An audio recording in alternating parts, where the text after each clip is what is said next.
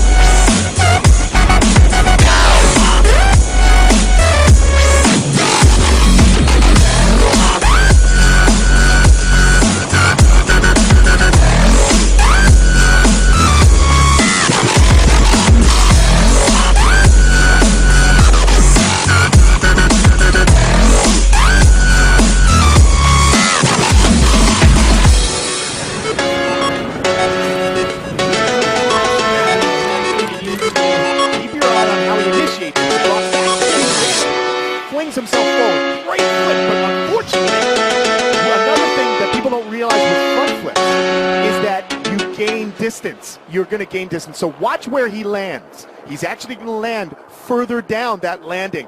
And though, like I said, I'll say it so many times today, suspension can only take so much. And he actually gets bucked over the bars again. Here we go. Boom!